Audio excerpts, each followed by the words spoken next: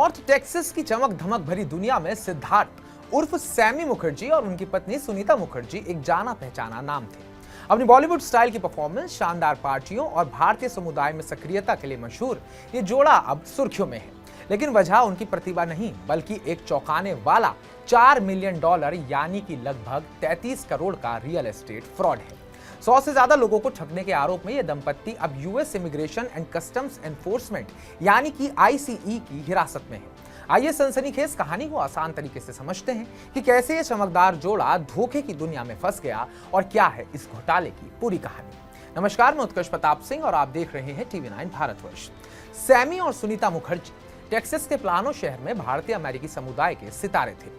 उनकी बॉलीवुड स्टाइल की musical performance और हाई प्रोफाइल इवेंट्स ने उन्हें स्थानीय हस्ती बना दिया था। 2024 तक उन्होंने भारतीय traditions and cultural society of north America नामक एक गैर लाभकारी संगठन के जरिए कई चैरिटी इवेंट्स और गालास आयोजित किए, जिनमें बॉलीवुड स्टार हेमा मालिनी और प्लानो के मेयर जैसे मेहमान शामिल हुए। लेकिन इस चमक धमक के पीछे एक गहरी साजिश चल रही थी।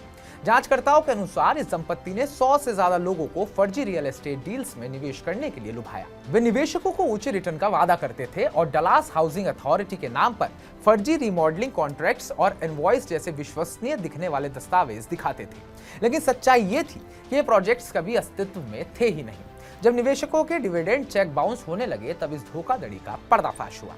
अब आपको बताते हैं कि आखिर ये घोटाला कब और कैसे शुरू हुआ। 2024 में एक दंपत्ति ने पुलिस से संपर्क किया और बताया कि उन्होंने सैमी और सुनीता के रियल एस्टेट प्रोजेक्ट्स में लगभग $3.25 लाख यानी कि 2.7 करोड़ रुपए का निवेश किया, लेकिन उन्हें कुछ भी नहीं मिला। यूलिस पुलिस डिपार्टमेंट के डिटेक्टिव ब्रायन ब्रेनन ने इस मामले की जांच शुरू की। शुरुआत में तो इसे एक साधारण सिविल डिस्प्यूट समझा गया, लेकिन जैसे जैसे जांच गहरी हुई एक बड़े घोटाले की परतें खुलने लगी। ब्रेनन ने एक न्यूज चैनल को बताया, मेरे 23 साल के करियर में सैमी मुखर्जी सबसे बड़े ठग हैं, जिनके धोखे की जड़ें हर दिशा में फैली हुई हैं। FBI की मदद से जांच में पता चला कि इस दंपत्ति ने 100 से ज्यादा लोगों से $4 मिलियन से अधिक की राशि ठगी। सिर्फ 20 पीड़ितों की आधिकारिक शिकायत दर्ज हुई है, लेकिन जांचकर्ताओं का मानना है कि पीड़ितों की संख्या इससे कहीं ज्यादा हो सकती है। एक पीड़ित टेरी परवागा ने एक न्यूज चैनल को बताया, वो आपको विश्वास दिलाते हैं कि वो बहुत सफल बिजनेस पर्सन है, लेकिन वे आपकी हर पाई छीन लेते हैं।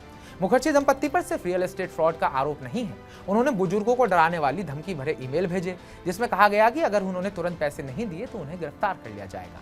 इन धमकियों के जरिए उन्होंने बुजुर्गों से लाखों रुपए वसूले। इसके अलावा उन्होंने फर्जी कंपनी और कर्मचारियों के नाम पर पे चेक प्रोटेक्शन प्रोग्राम यानी कि PPP लोन के लिए भी फर्जी दस्तावेज जमा किए। FBI ने जब सैमी से प्लानो के एक मैकडॉनल्ड्स में पूछताछ की तो उन्होंने PPP लोन के लिए जमा किए गए पैरोल फॉर्म में लिखे नामों जैसे रिचर्ड जैक्सन, निकी रेनॉल्ड्स और माइक समरसेविल को पहचानने से इनकार कर दिया। बाद में पता चला कि ये नाम पूरी तरह से फर्जी थे। ये तथ्य कि सैमी मुखर्जी के खिलाफ मुंबई में भी फ्रॉड के वारंट दर्ज है। दंपत्ति ने दावा किया है कि वे भारत से अमेरिका में ऋण मांगने आए थे, लेकिन उनकी मौजूदा इमिग्रेशन स्थिति स्पष्ट नहीं है। जून 2025 में उनकी गिरफ्तारी के बाद दोनों ने $5 लाख की जमानत राशि जमा की, लेकिन सैमी को आईसीई ने हिरासत में ले लिया और अब वो फोर्ट वर्थ के पास एक डिटेंशन सेंटर में है। सैमी और सुनीता ने सभी आरोपों को खारिज किया है। उनका दावा है कि ये सब उनके खिलाफ ईर्ष्या से प्रेरित एक साजिश है। ये कहानी हमें सिखाती है कि चमक धमक और भरोसेमंद चेहरों के पीछे भी धोखा छिपा हो सकता है। अगर कोई निवेश का मौका बहुत अच्छा लगे तो उसे कई बार जांचें, दस्तावेजों की जांच करें, लाइसेंस सलाहकार से बात करें, धमकी भरे ईमेल से सावधान रहें और स्कैम की शिकायत करें। सैमी और सुनीता मुखर्जी पर फर्स्ट डिग्री फेलनी थेफ्ट के आरोप हैं, जिसकी सजा 5 से 99 साल तक की जेल हो सकती है। जांच अभी जारी है और FBI ये पता लगाने की कोशिश कर रही है कि ठगे गए पैसे का क्या हुआ। लेकिन पीड़ितों के लिए ये एक लंबा इंतजार हो सकता है, क्योंकि पैसे वापस मिलने की उम्मीद अब कम ही है। तो हमारी इस पूरी रिपोर्ट को लेकर आपका क्या कहना है? सैमी के बारे में आप क्या सोचते हैं और देश से बाहर जाकर फ्रॉड करने वाले लोगों के बारे में आपकी क्या राय है? कमेंट बॉक्स में कमेंट कर हमें जरूर बताइएगा। आपकी ताजा अपडेट्स पाने के लिए TV9 भारत को सब्सक्राइब कीजिएगा।